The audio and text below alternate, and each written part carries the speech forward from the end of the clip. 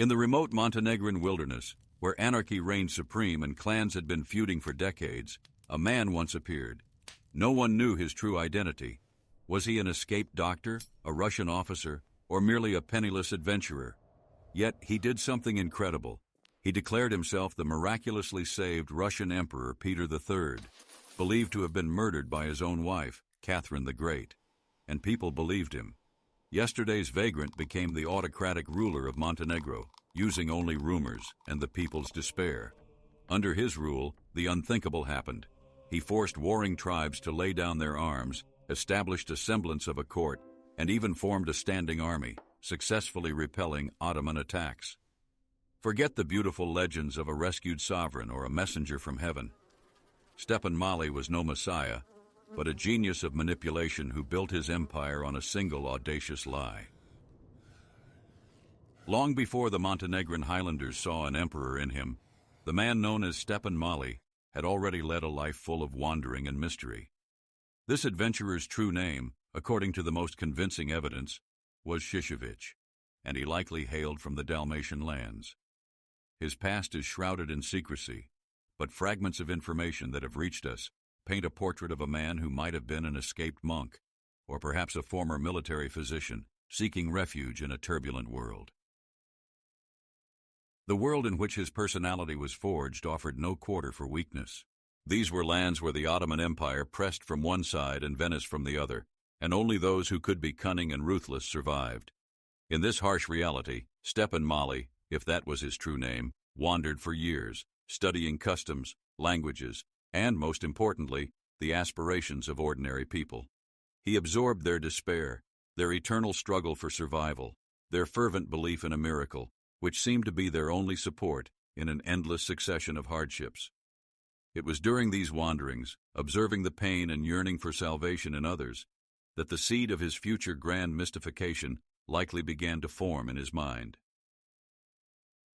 He did not wake up one morning with a ready-made plan to seize power. Rather, his path to imposture was the culmination of long years of hardship, searching, and perhaps several failed attempts to find his place in the world. The point of no return came with the realization that in this chaotic, fragmented world, where people desperately needed a symbol of hope, he could become that symbol. It didn't matter who he truly was. What mattered was who he could become for them. He saw not just an opportunity to deceive, but a unique chance to leverage deeply ingrained beliefs and fears to build something from nothing. His personal ambitions, his craving for recognition, or even simply survival, merged with the collective unconscious of an entire people, creating the perfect ground for a daring experiment. He didn't just claim to be Peter III, he became his embodiment, because the people themselves invited this phantom into their world. The land Šćepan Mali chose for his audacious experiment was a tangle of insoluble contradictions and desperate need. The mid-18th century found Montenegro in a state of permanent war, torn by internal strife and external pressure.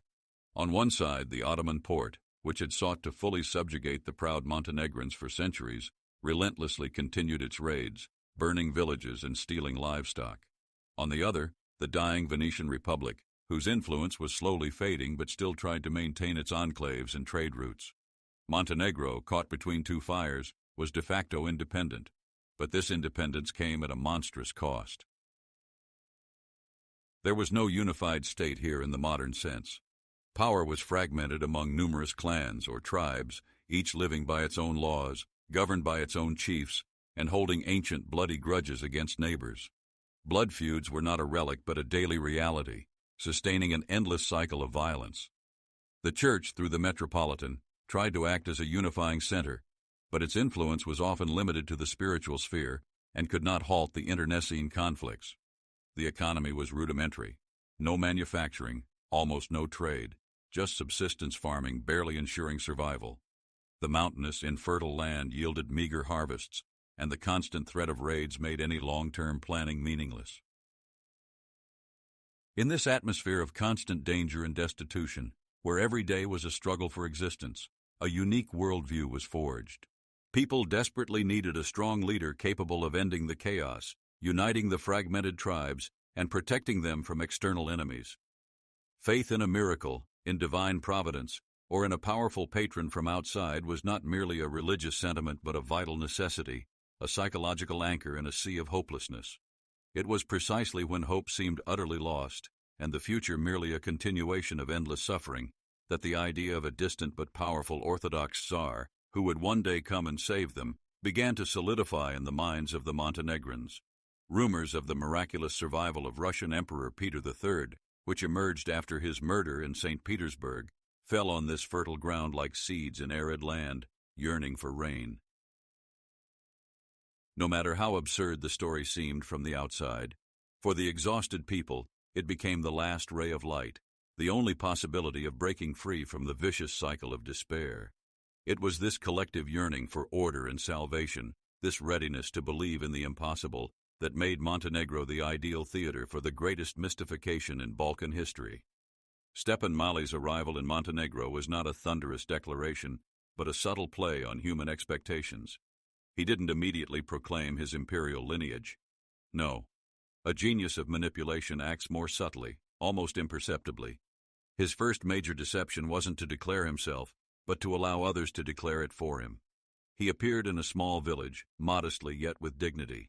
He demanded nothing, but knew how to present himself, not as a vagrant, but as a man exuding hidden strength, perhaps even greatness.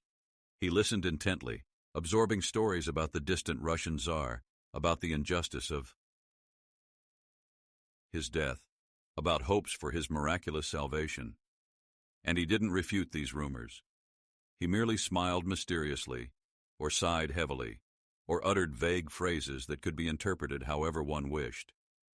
Rumors, like a wildfire in dry weather, began to spread through the mountains. Some saw familiar features in him, others a special bearing, some an inexplicable wisdom. People themselves, of their own volition, began to complete the image they so desperately needed. And then, when the ground was ready, when the collective unconscious of the Montenegrins already yearned to believe, Stepan made his next decisive move. This was his second most audacious mystification.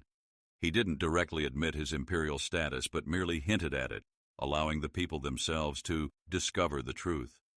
He presented certain proofs. He showed a scar on his body, supposedly from a wound received during an assassination attempt. He recounted details of Russian court life that, it seemed, only someone close to the throne could know. He might mention ministers' names, describe St. Petersburg palaces, or even quote fragments of letters, likely gleaned from conversations with Russian agents who had been infiltrating the Balkans for decades. These proofs were negligible in terms of facts but devastating in terms of psychology. They gave people what they craved, confirmation of a miracle. But there was one man who did not believe. Metropolitan Sava Petrovich, head of the Montenegrin Church, an old and wise man, perfectly aware of the political situation and personally acquainted with representatives of the Russian court. He understood that Peter III was dead and tried to expose the impostor. The Metropolitan publicly urged the people to be prudent, pointing out inconsistencies in Stepan's story. And then Maly played his third, most dangerous, and perhaps most brilliant card. He did not argue with the Metropolitan directly, nor did he try to challenge his spiritual authority. Instead, he appealed to the people, to their deep faith in the Russian Orthodox throne, and to their despair. He presented the Metropolitan not as a wise pastor, but as someone who was hindering the arrival of the Russian Tsar, who stood between the people and their salvation. He played on their fears, their yearning for order, their conviction that only the Russian Tsar could unite and protect them. And the people, craving a miracle, sided with him. The Metropolitan's authority collapsed under the pressure of universal faith. Stepan Mali won, without shedding a drop of blood, solely by the power of persuasion and a brilliant manipulation of the deepest fears and hopes. He didn't just deceive, he allowed himself to be believed, using the collective need for a savior as a key to power. Having seized power, Stepan Mali did not rest on his laurels. He understood that simply declaring himself emperor was not enough. He needed to demonstrate daily that he was worthy of the role and that his presence brought real benefits. His arsenal of psychological tactics was astonishing.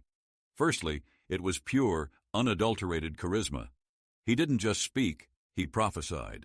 His voice, his demeanor, even his enigmatic smile, all created an aura of a man who knew more than ordinary mortals. He skillfully used rhetoric, appealing not to reason, but to emotions, to the deeply ingrained fears and hopes of the Montenegrins. He promised not only salvation from external enemies, but also internal order, an end to the eternal blood feuds, which for many was far more important than abstract political freedoms. But charisma was only part of the equation. Stepan Mali perfectly understood that promises alone would not suffice. He needed concrete results and, most importantly, the support of influential people. This is where his influence tactics came into play. He didn't just issue orders. He skillfully played on greed and ambition. Tribal chiefs who had been feuding for decades suddenly found common ground with him. For Stepan was now the source of resources, whether spoils from successful raids or rights to new lands. He did not hesitate to use bribery, promising a share of the loot or advantageous positions to those who pledged loyalty to him. It was a pragmatic exchange, loyalty in return for benefit. He also masterfully created an aura of invincibility and inevitability around himself. Every minor achievement, every successful raid against the Turks, every reconciliation of warring clans was transformed into a grand event, widely publicized, creating a snowball effect. He didn't just win, he broadcast victory, turning it into part of his myth. For this, he needed his experts, not necessarily scholars or sages, but influential elders, priests, military commanders, who, having been favored by him, became his heralds. They confirmed his miraculous abilities, spread rumors of his invulnerability, and attributed to him achievements that might have been the result of collective efforts. And perhaps most importantly, his incredible adaptability. Stepan Mali was not a dogmatist. If a tactic didn't work, he changed it without delay. If one clan resisted, he sought approaches to another. He could be a harsh dictator when order was required, and a merciful patron when hearts needed winning. He learned on the fly, absorbing the peculiarities of the Montenegrin mentality, their customs, their weaknesses. This man, who came from nowhere, became a mirror of their deepest desires and fears, reflecting them back in amplified form. He didn't just pretend to be Peter III, he became the embodiment of what Montenegro so desperately craved, a charismatic, pragmatic, and ruthless leader capable of forging a state from chaos, using only the force of his will and a profound understanding of human psychology. Once established on the throne, Stepan Mali immediately set about fulfilling his promises. Those who had suffered for years from lawlessness and internecine strife were the first to experience the beneficial effects of his rule.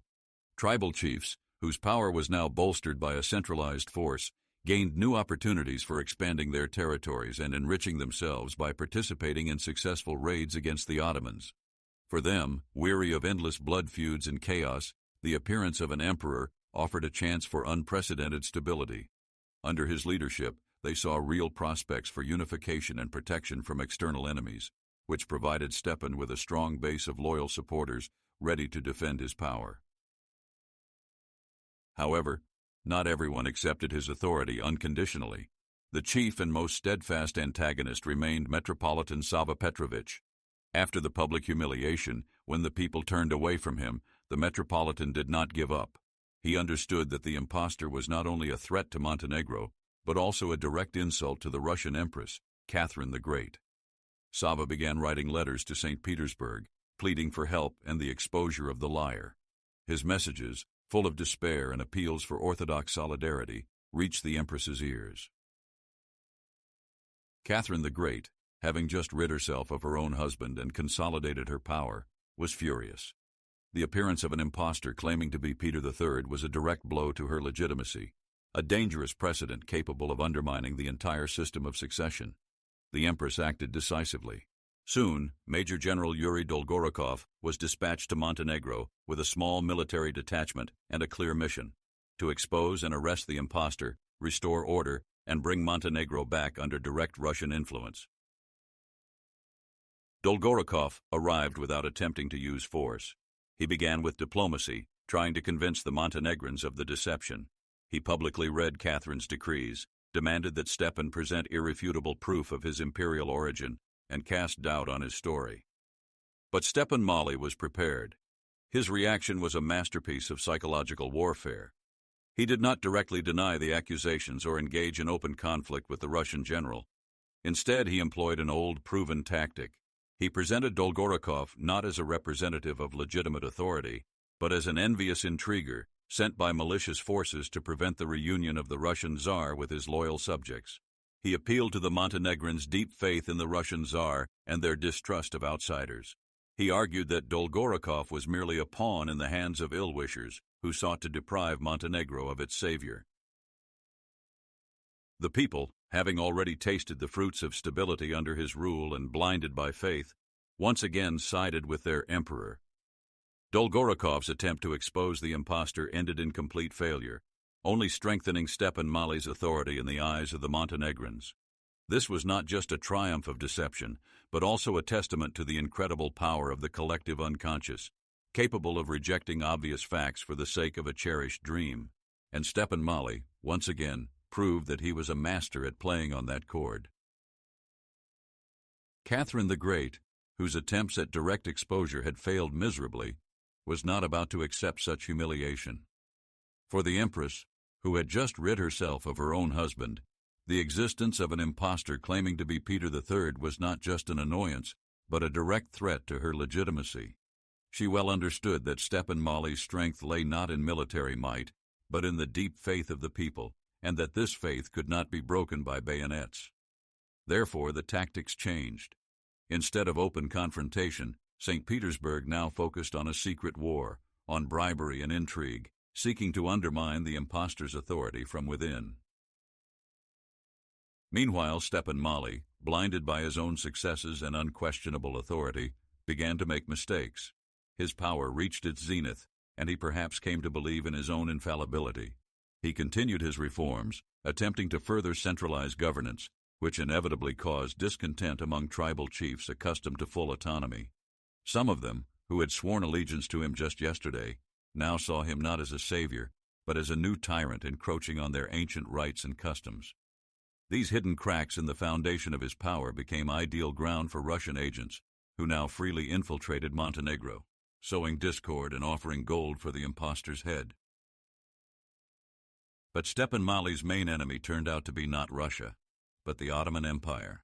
For the Porte, the Montenegrin ruler, who had united the tribes and successfully repelled Turkish raids, was a thorn in their side, preventing full control over the Balkans. If Catherine sought to discredit Maly, the Ottomans desired his death. They perfectly understood that as long as Stepan lived, Montenegro would remain unsubdued. It was then, while the Russian court was still weaving its web of conspiracy, that the Porte made its decisive move. They found an executor, a Greek named Pasko Kalogrivich, a man who had lived in Montenegro for years, managed to gain Stepan Mali's trust, and even became one of his closest servants. The emperor's fall was swift and merciless. In October 1773, as Stepan Mali slept in his residence at Berchely Monastery, Pasko Kalogrivich entered his room. With a single knife thrust, he ended the life of the greatest adventurer of the Balkans. The death of the impostor, who had managed to forge a state from chaos, did not come from a grand battle or a public exposure, but at the hand of a hired assassin, creeping in the night.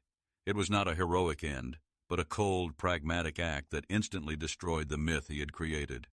With his death, Montenegro once again plunged into the chaos of internecine strife and became an easy prey for external enemies, proving that even the most brilliant deception cannot last forever without the real support of powerful states. Stepan Mali's death, so sudden and ignominious, instantly nullified all his achievements. The semblance of a state he had created, held together solely by charisma and fear, crumbled into dust. The power he had so brilliantly constructed turned out to be merely a mirage. Without his iron will and manipulative skill, the tribes once again plunged into their familiar chaos of internecine conflicts, and blood feuds flared up with renewed intensity. Economic transformations, which could have laid the foundation for the future, were never fully implemented. There were no large-scale mineral developments, no foreign investors attracted by promises of prosperity. The financial system, if it could be called that, was based on the redistribution of war spoils and the suppression of internal conflicts, rather than on real production or trade. Montenegro remained poor, and its inhabitants dependent on subsistence farming, now further ruined by renewed disputes. For the Russian crown, the impostor's death meant a long-awaited victory. Catherine the Great was finally rid of a living reproach that undermined her legitimacy. Diplomatic efforts and covert operations, on which considerable funds had been spent, bore fruit. Although direct military intervention would have been too costly and unpredictable, the elimination of Stepan Mali allowed Russia to restore its authority in the region and once again strengthen its influence over Montenegro without the need to contend with this ghost of Peter III. The political vacuum that arose after his demise was immediately filled by the strengthening of the pro-Russian faction, which could now act unhindered under St. Petersburg's patronage. It was not a triumph of justice, but a cold, calculated act of geopolitics, confirming that on the grand chessboard of history, even brilliant adventurers are merely pawns unless backed by real power. But even after the impostor's death, when his ephemeral empire crumbled and Montenegro once again plunged into its usual anarchy, the story of Stepan Mali did not vanish. On the contrary, it transformed, taking on a new, far more enduring dimension. The truth about the runaway adventurer who came from nowhere proved too mundane to compete with what the people so desperately craved, a miracle. And then, in the minds of the weary Highlanders, a remarkable substitution occurred. The real man, with all his weaknesses and pragmatism, was displaced by the myth of a heroic Tsar deliverer who came, united, and then tragically fell victim to treacherous enemies. The paradox of his legacy lies precisely in this. Being a deceiver, he accomplished what no legitimate ruler before him had. For a short time, he forged a semblance of a state from disparate clans, halted bloodshed, and offered hope for protection from the Ottomans. And although all of this was built on a colossal lie, the results were real. Stepan Mali, the false emperor, became a symbol of possible unity, proof that even in the deepest chaos, order can be established if there is a strong enough figure capable of leading. His story is not just a chronicle of a daring scam.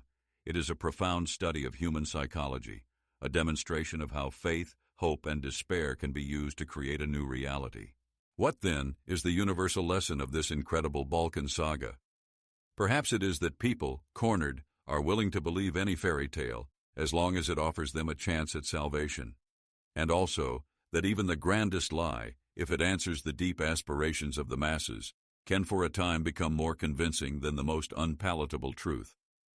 Stepan Mali was not a messiah, but he became one in the eyes of those who needed a savior.